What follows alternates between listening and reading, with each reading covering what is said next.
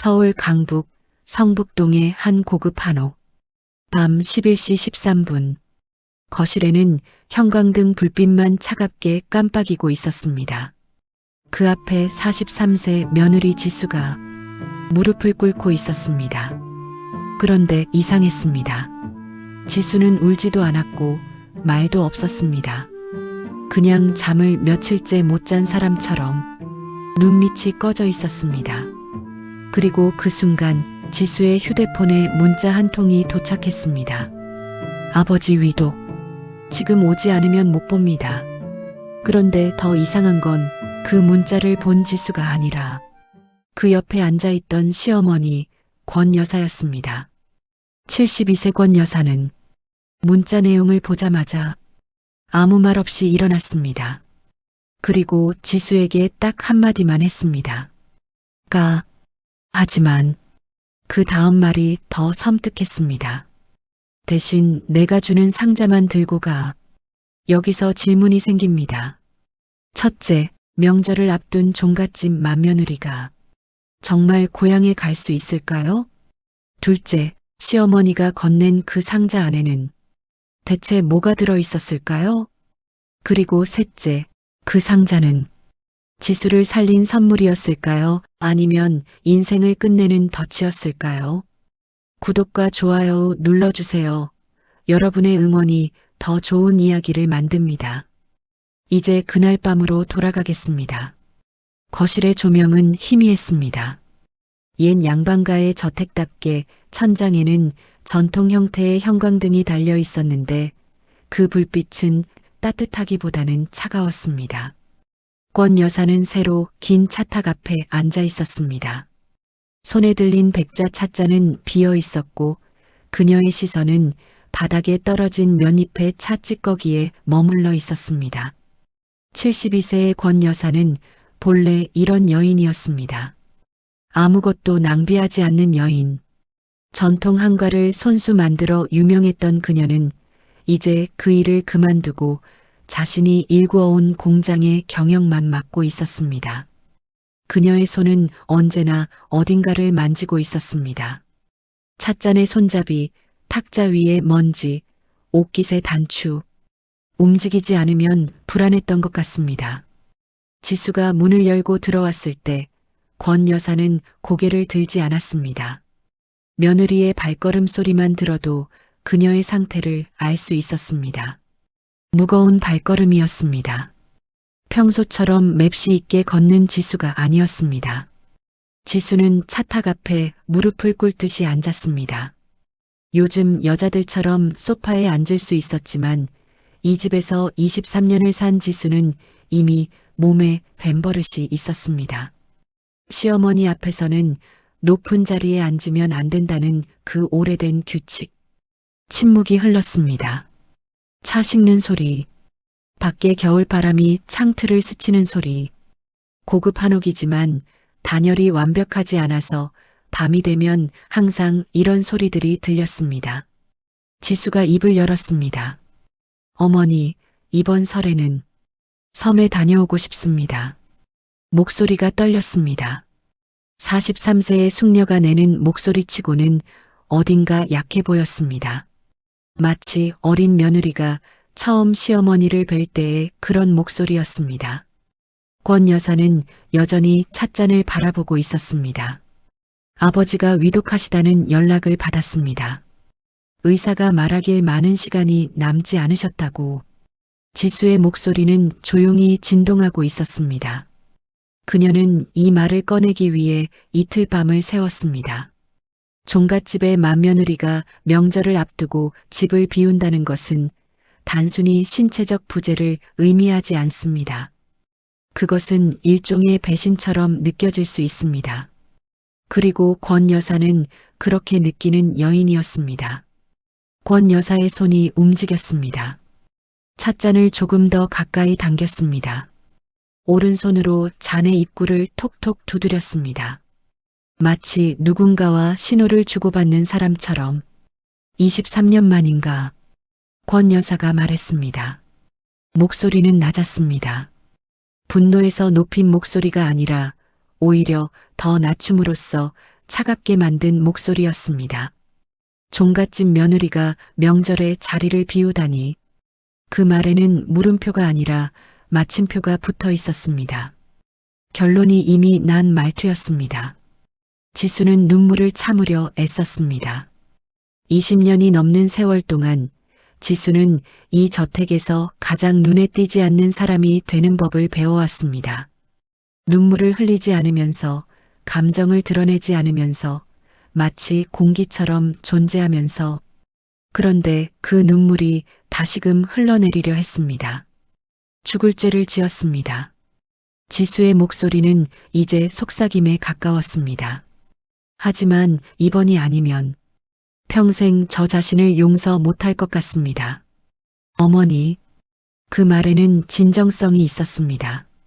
지난 23년 지수는 자신의 친부모를 위해 한 번도 대놓고 무엇인가를 요청한 적이 없었습니다. 아버지의 회갑잔치에도 가지 못했습니다. 어머니의 입원 소식을 받았을 때도, 상경해달라는 부탁을 받았을 때도 지수는 이 저택에 머물렀습니다. 그것이 며느리의 도리라고 믿었으니까요. 그런데 이제 아버지가 죽어가고 있었습니다. 그리고 지수는 자신이 가지지 못한 것들을 깨닫기 시작했습니다. 아버지의 손을 마지막으로 잡을 수 없다면 그것은 자신의 삶에서 영원히 메워질 수 없는 구멍이 될 것입니다. 권 여사는 한참을 침묵했습니다. 그 침묵은 하나의 문장처럼 느껴졌습니다. 거절의 문장이 될 수도 있고 수락의 문장이 될 수도 있는. 마침내 권 여사가 입을 열었습니다. 가거라. 그 두 글자는 단순하고 명확했습니다. 대신 내가 준비해주는 상자만 들고 가라. 다른 건 일절 금지다. 지수가 고개를 들었습니다. 권 여사와 눈이 마주쳤습니다. 그 눈빛에는 어떤 감정도 읽을 수 없었습니다. 마치 누군가 인형의 눈동자를 그려 넣은 것처럼. 그리고 그 상자를 함부로 열어보면 내가 책임져야 한다. 상자는 내일 아침에 준비하겠다. 그것만 들고 가. 알겠나? 네, 어머니. 지수는 절을 하듯 몸을 굽혔습니다. 방을 나가면서 뒤도 돌아보지 않았습니다. 뒤를 돌아보면 눈물이 흘러내릴 것 같았거든요. 권 여사는 지수가 나간 뒤에도 한참 동안 움직이지 않았습니다. 손이 찻잔의 손잡이를 더 세게 쥐었습니다. 하얀 손가락 끝이 금방이라도 터질 듯 창백했습니다. 거실의 형광등은 여전히 차갑게 깜빡이고 있었습니다. 역시 설날의 새벽은 특별했습니다. 도시의 아침이지만 도시의 소음이 없었습니다. 자동차의 엔진음도 건설 소음도 없었습니다. 모두가 아직 잠들어 있는 시간이었습니다. 지수는 밤을 새웠습니다. 아버지를 뵙기 위해 뭘 가져가야 할지 생각하면서 그녀는 침대에 누워 천장을 바라보다가 결국 옷장 앞으로 걸어갔습니다. 지수는 25년을 남편과 함께 살고 있었습니다. 25년 동안 쌓아온 물건들이 있었습니다. 명품 핸드백 3개, 시계 2개, 그리고 항상 우아함을 지어내던 몇 개의 스카프들. 그 모든 것들이 지수의 정체성이었습니다. 종갓집 장부인으로서의 정체성. 마찬가지로 지수의 뷰티박스에는 명장 전용 화장품들이 들어 있었습니다. 남편 태석이 해외 출장에서 사온 것들이었습니다. 그것을 들고 가면 아버지와 어머니가 얼마나 자랑스러워할까. 섬마을 사람들이 얼마나 놀라워할까. 지수는 명품 패딩을 골랐습니다. 이탈리아 브랜드의 것으로 가격이 꽤 비쌌습니다. 그리고 홍삼 세트도 챙겼습니다. 아버지의 건강을 위해. 어머니가 좋아하실 고급 녹차도 골랐습니다. 새벽 5시 반, 지수는 짐을 정리했습니다. 작은 캐리어 하나에 가져갈 옷들, 그리고 선물들. 그것들이 작은 박스 안에 깔끔하게 정리되었습니다. 그런데 6시가 되자 태석이 나타났습니다. 남편 태석은 45세의 온화한 남자였습니다. 그의 얼굴에는 항상 미안함이 떠 있었습니다. 어머니 권 여사 앞에서는 특히 그랬습니다. 태석은 어머니를 거역한 적이 없었습니다. 그것이 그의 약점이기도 했고 지수가 남편을 약간 경멸하는 이유이기도 했습니다. 태석은 아무 말 없이 지수의 짐을 들었습니다. 마당으로 나갔습니다. 저택의 마당은 넓었습니다. 돌을 깔아 만든 화단, 몇 그루의 매화나무, 그리고 한쪽에는 작은 분수대가 있었습니다. 겨울이라 분수대는 말라 있었습니다. 검은색 벤츠가 마당에 대기하고 있었습니다. 기사인 미영이 운전석에 앉아 있었습니다. 그는 오래된 기사였습니다. 20년을 이 저택에서 근무했습니다. 지수가 시집 올 때부터 그때 권 여사가 나타났습니다. 그녀는 손에 낡은 골판지 상자를 들고 있었습니다. 그 상자는 명백히 택배 상자처럼 보였습니다. 어떤 회사에서 물품을 납품할 때 쓰는 그런 상자였습니다. 모서리는 누렇게 변해 있었고 한쪽 끝이 조금 찢어져 있었습니다. 권 여사는 그 상자를 지수 앞에 툭 내려놓았습니다. 이거 들고 가라. 목소리는 정확했습니다. 감정이 철저히 제거된 목소리였습니다. 지수의 얼굴이 창백해졌습니다. 우리 공장에서 납품하고 남은 크림빵이다. 유통기한 임박한 거니 가서 빨리 처치해. 그리고 이건 내 헌 옷가지들이다. 섬 사람들한테나 나눠줘라. 권 여사는 짐칸 쪽을 보았습니다. 그리고 기사 미영에게 눈짓을 했습니다. 이해가 빠른 기사는 즉시 움직였습니다. 지수가 준비한 명품 패딩, 홍삼 세트, 모든 선물들을 들었습니다. 그리고 저택의 옆 건물인 창고로 걸어갔습니다. 몇 분 뒤 미영은 돌아왔습니다. 그의 얼굴에도 불편함이 묻어났습니다. 모두 창고에 보관했습니다. 사모님. 지수는 그 광경을 바라보고 있었습니다. 움직이지 않았습니다. 숨도 쉬지 않는 것처럼 보였습니다. 한동안 아무도 말하지 않았습니다. 심지어 겨울 바람도 멈춘 것처럼 느껴졌습니다. 지수의 입이 열렸습니다. 어머니, 어떻게 저한테 이럴 수 있으세요? 목소리가 떨렸습니다. 23년을 참아온 목소리가 이제 터져 나왔습니다. 20년 넘게 일한 대가가 고작 쓰레기 같은 빵 상자예요? 어머니, 지수의 몸이 떨렸습니다. 추위 때문이 아니었습니다. 모욕감 때문이었습니다. 그것도 공개적인 모욕감이었습니다. 기사 미영도 보고 있는 앞에서 아침이 밝아오는 마당에서 지수는 자신이 23년 동안 이 집에서 무엇을 했는지 생각했습니다. 제사를 정성 들여 준비했습니다. 손님들을 맞이할 때마다 예를 갖춰 인사했습니다. 남편의 옷을 정성껏 다렸습니다. 집의 모든 구석을 청소했습니다. 권 여사의 기분을 살피고 말 한마디 한마디를 조심했습니다. 그리고 이것이 그 대가였습니다. 지수는 상자를 내려다보았습니다. 그 상자 안에서 시큼한 냄새가 났습니다. 발효 냄새였습니다. 유통기한이 지난 빵의 냄새였습니다. 태석이 나섰습니다. 어머니, 제가. 권 여사는 아들을 보지도 않았습니다. 차에 태워. 그리고 섬에 가는 길을 충분히 들여라. 운전을 천천히 하든 그 상자가 덜 흔들리도록. 그 말은 지수에게 던진 것이 아니라 기사 미영에게 건넨 지시였습니다. 권 여사는 뒤돌아섰습니다. 저택 안으로 들어가는 그 뒷모습은 마치 판사처럼 보였습니다. 판결을 내린 판사. 태석은 미안한 표정으로 지수를 도왔습니다. 그러나 아무 말도 하지 못했습니다. 어머니를 거역할 수 없었기 때문입니다. 차의 뒷좌석에 앉은 지수는 뒷창으로 저택을 바라보았습니다. 고급 한옥의 기와 지붕이 점점 작아지고 있었습니다. 그리고 그 지붕 앞에는 권 여사가 서 있었습니다. 움직이지 않은 채 무표정한 얼굴로. 지수는 그때 다짐했습니다. 다시는 돌아오지 않겠습니다. 그 다짐은 복수가 아니었습니다. 단순한 체념이었습니다. 자신의 삶이 이 저택에서는 결코 인정받지 않을 것이라는 깨달음이었습니다. 그렇다면 차라리 이곳을 떠나는 것이 낫다는 생각이었습니다. 차는 강북의 고급 주택가를 빠져나갔습니다. 한강을 건넜습니다. 남쪽으로, 그리고 계속 남쪽으로 향했습니다. 만제도는 지도에 표시하기도 어려운 작은 섬이었습니다.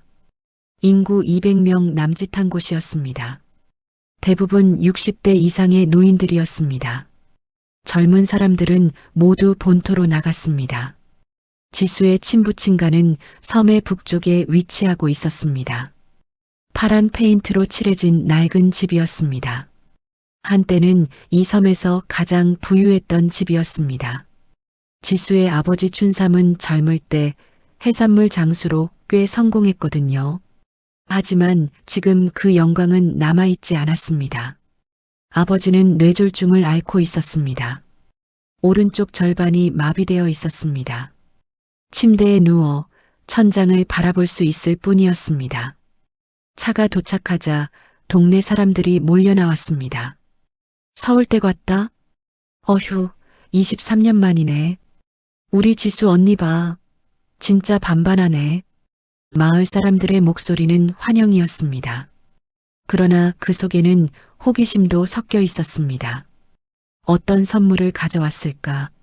얼마나 성공했을까? 그런 호기심이었습니다. 지수는 상자를 들었습니다. 그 순간 상자의 무게가 그렇게 무거울 수가 없었습니다. 마치 몇 톤의 철이 들어있는 것처럼 느껴졌습니다. 친어머니 점례가 현관에 서 있었습니다. 70세의 점례는 지수의 얼굴을 보자마자 눈물이 나왔습니다. 23년을 떨어져 있던 딸을 만나는 순간이었으니까요. 우리 지수, 점례는 딸을 안았습니다. 그러나 그 품은 그리 따뜻하지 않았습니다. 아버지의 병이 점례의 모든 온기를 빼앗아갔기 때문입니다.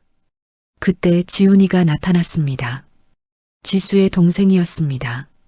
39세의 지훈이는 고등학교를 졸업한 뒤 섬을 떠나지 않았습니다. 작은 횟집을 운영하고 있었습니다. 그의 얼굴에는 지수와 달리 주름이 많았습니다.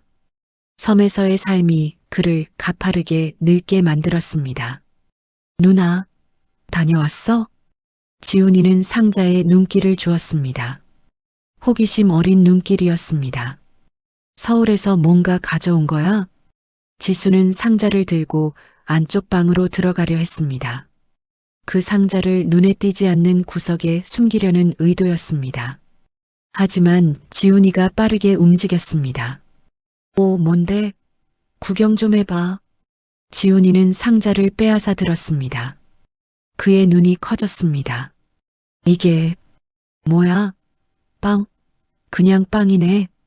마을 사람들의 눈빛이 변했습니다. 기대에서 의아함으로, 의아함에서 동정으로, 그리고 동정에서 비웃음으로 한 안악이 나직하게 말했습니다. 아이고, 서울살이 고달픈가 봐. 20년 만에 오면서 빵 한 상자라니. 서울서 20년 살더니 빵이나 얻어왔네. 다른 안악이 덧붙였습니다. 우리 춘삼 영감, 딸내미가 시집에서 고생을 많이 하나 봐. 아이고, 딱했네. 마을 사람들의 목소리 속에서 동정이 비웃음으로 변하는 과정을 지수는 명확하게 느낄 수 있었습니다. 마치 한 줄의 그림이 천천히 지워지는 것처럼. 춘삼은 침대에 누워만 있었습니다. 오른쪽 팔이 부축되어 있었습니다. 눈동자만 움직일 수 있었습니다. 딸이 온 것을 알았습니다. 눈이 촉촉했습니다. 그러나 목이 나오지 않았습니다. 입가가 조금 떨렸습니다. 지수는 그 모습을 보았습니다. 그리고 방 안으로 들어갔습니다. 문이 닫혔습니다. 두꺼운 나무 문. 거실에서는 계속 마을 사람들의 목소리가 들렸습니다. 빵이 왜 이렇게 많아? 20개는 넘게 들어있네. 누가 먹어?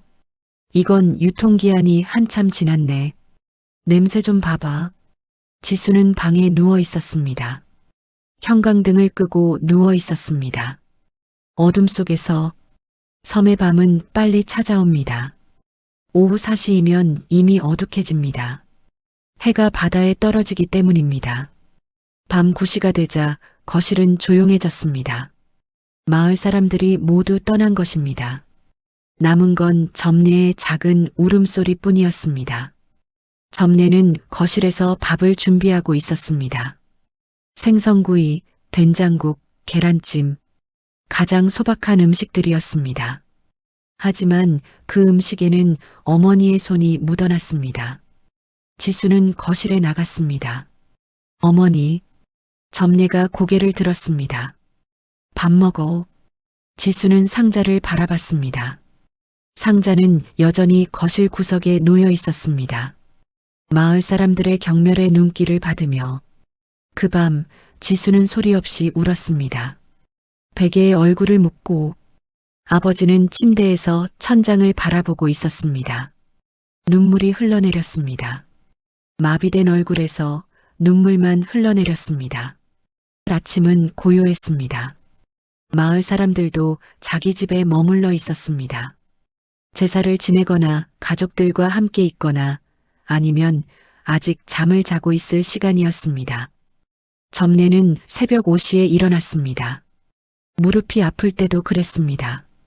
손이 떨릴 때도 그랬습니다.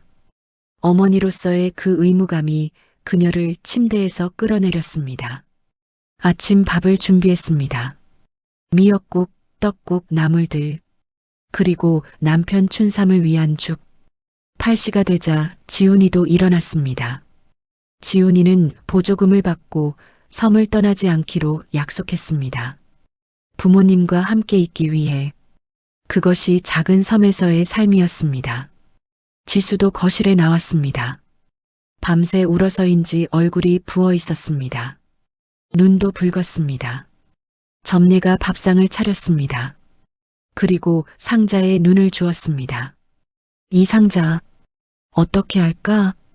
지훈이가 말했습니다. 누나, 좀 이상하지 않아? 빵이 왜 이렇게 많아? 그리고 무거워. 지수는 그 말을 들었습니다. 하지만 아무 대답도 하지 않았습니다. 그때 점례가 상자를 들어 올렸습니다. 설날을 맞아 이웃에게 나눠주기 위해서였습니다. 우리도 하나 먹어볼까? 점례는 상자 안에 크림빵을 꺼냈습니다. 그런데 손가락으로 빵을 눌러보니 빵이 예상과 달리 단단했습니다. 부드럽지 않았습니다. 빵이 왜 딱딱해? 점례는 빵을 깨물려 했지만 그럴 수 없었습니다. 뭔가 딱딱한 것이 빵 안에 있었습니다. 아, 돌이 들어있나? 지훈이가 나섰습니다. 호기심이 타오르는 표정으로 내가 깨봐. 지훈이는 빵을 반으로 쪼갰습니다. 지훈이의 손이 멈췄습니다. 숨도 멈춘 것 같았습니다. 그 순간 거실에 정적이 흐르렀습니다. 빵 안에서 쏟아져 나온 것은 빵가루가 아니었습니다. 노란 지폐들이었습니다. 5만원권 지폐들이 비닐에 쌓여 차곡차곡 들어 있었습니다. 지훈이의 비명이 터져 나왔습니다. 돈이야. 그 비명은 마치 누군가 그를 감전시킨 것처럼 날카로웠습니다. 점례가 확인했습니다. 한 개의 빵 안에 들어있는 돈의 양은 500만 원이었습니다. 지훈이는 다른 빵들도 빠르게 확인했습니다. 모두 같았습니다. 20개의 빵, 각각 500만 원씩, 총 1억 원. 점례는 의자에 앉았습니다. 마치 누군가 그의 다리를 걷어찬 것처럼. 지수는 움직이지 않았습니다.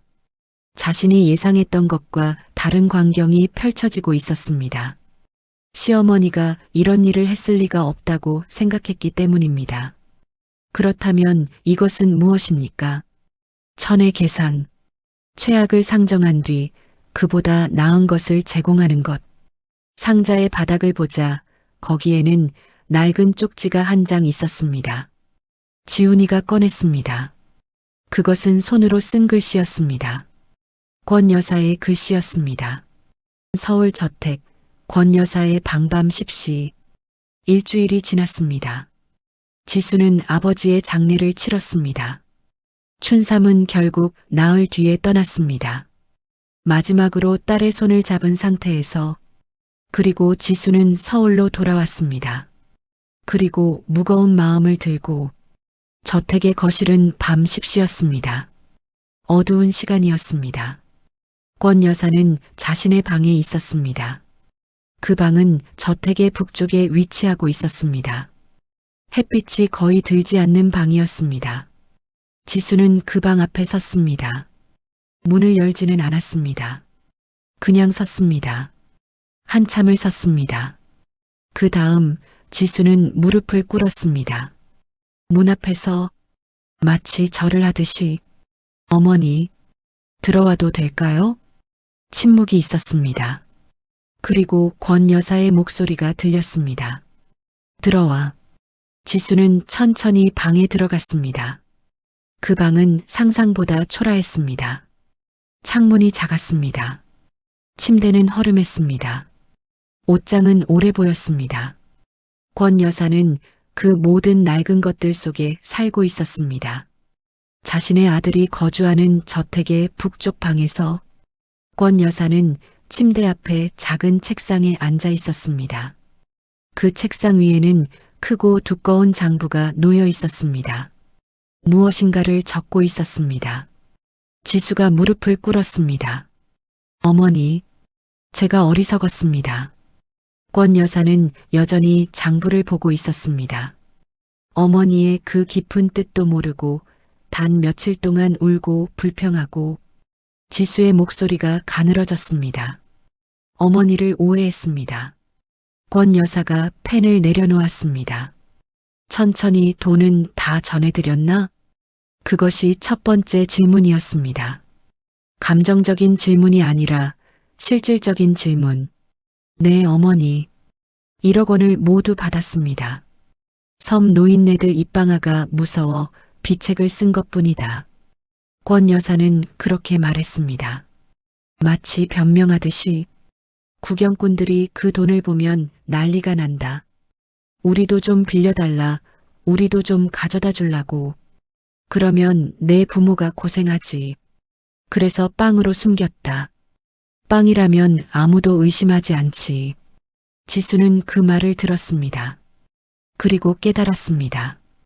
이것이 권 여사가 말하는 방식이라는 것을, 감정을 말로 표현하지 않고 행동으로 보여주는 방식. 지수가 권 여사의 손을 잡았습니다. 평생 어머니를 오해했습니다.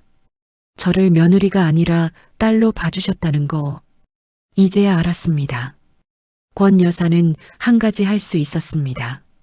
지수의 손을 뿌리쳐내는 것. 하지만 그렇게 하지 않았습니다. 권 여사는 가만히 지수의 손을 두었습니다. 시간이 흘렀습니다. 그리고 권 여사가 입을 열었습니다. 다음 명절엔 목소리는 낮았습니다. 거의 속삭임에 가까웠습니다.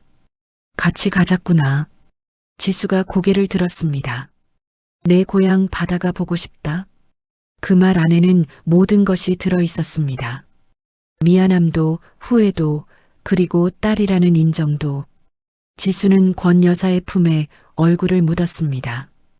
오래된 여인의 품이 그렇게 따뜻할 수 있다는 것을 지수는 몰랐습니다. 권 여사는 지수의 등을 가만히 쓸어주었습니다. 저택의 형광등은 여전히 차갑게 깜빡이고 있었습니다. 그러나 그 방 안에는 따뜻한 온기가 감돌기 시작했습니다. 밤 11시 저택은 조용해졌습니다. 모든 방의 불이 꺼졌습니다. 에필로그. 남도 끝 섬마을, 해변 오후 3시. 그 다음 설은 다르게 시작되었습니다. 지수는 명품 패딩을 입고 왔습니다. 고급 핸드백을 들고 왔습니다. 그리고 이번에는 제대로 된 선물들을 들고 왔습니다. 하지만 더 중요한 것은 권 여사도 함께 왔다는 것입니다. 72세의 권 여사가 섬의 해변에 서 있었습니다. 바람에 흰 머리가 날렸습니다. 그녀는 바다를 바라보고 있었습니다. 지수가 그녀 옆에 섰습니다. 어머니, 이쪽 방향이 서쪽입니다. 권 여사는 대답했습니다. 마을 사람들은 이들을 봤습니다. 종갓집 안악과 그 시어머니가 바다를 함께 보고 있는 모습을. 그들의 눈에는 더 이상 의심이 없었습니다. 오직 경의만 있었습니다. 지훈이는 어머니에게 물었습니다. 이 아주머니가 눈에? 점례가 대답했습니다. 우리 지수의 어머니시야. 그 무서운 시어머니가? 맞아. 우리를 아무것도 안 하고 가만히 놔둬. 점례의 눈에 눈물이 맺혀 있었습니다. 해가 지기 시작했습니다. 겨울의 해는 빨리 집니다. 오후 4시면 이미 어둑해집니다. 권 여사는 지수의 팔을 들었습니다. 마치 그들이 모녀인 것처럼. 다음에는 봄에 와야겠네. 봄 바다가 더 이쁠 테니. 네, 어머니. 그들은 저택으로 돌아갔습니다. 저택이란, 종갓집이란 그 모든 낡은 약속들을 다시 안고. 그러나 이제 그것은 감옥이 아니었습니다. 그것은 가정이 되었습니다. 작품의 메시지. 이 이야기는 한국 전통 가정에서 시어머니와 며느리 사이에 존재하는 거리를 다룹니다. 그 거리는 악의에서 비롯된 것이 아니었습니다. 오히려 상대를 보호하려는 방식의 차이에서 비롯되었습니다. 권 여사가 지수에게 한 모든 것들 찬 목소리로 한 거절, 빵 상자로 한 모욕, 그리고 그 모욕 안에 숨겨진 1억 원의 사랑은 결국 지혜로운 사랑의 표현이었습니다. 현대의 우리는 화려한 효도를 높이 평가합니다. 비싼 선물, 멋진 말, 눈에 띄는 행동들을 사랑의 증거로 여깁니다. 하지만 이 이야기가 전하는 메시지는 다릅니다. 진정한 사랑은 때로 차갑게 보입니다. 진정한 배려는 때로 모욕처럼 느껴집니다. 진정한 지혜는 상대방의 처지를 완벽하게 이해하고 그 처지 안에서 할 수 있는 최선의 방법을 선택하는 것입니다. 권 여사는 시어머니로서 지수를 사랑했던 것이 아니었습니다.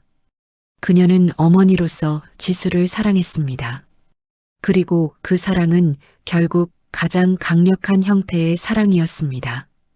왜냐하면 그것은 조건이 없었기 때문입니다. 감사나 인정을 기대하지 않은 순수한 사랑.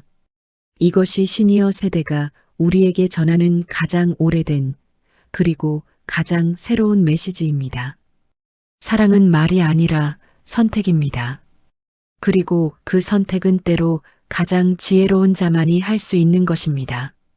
오늘 이야기가 여러분의 마음에 조금이라도 울림을 주었다면 구독과 좋아요로 조용히 응원해 주시면 감사하겠습니다. 여러분의 응원이 더 좋은 이야기를 만드는 힘이 됩니다. 이야기를 들으며 떠오른 생각이나 마음이 있다면 댓글로 남겨주세요. 언제나 여러분이 건강하고 평온한 하루를 응원합니다.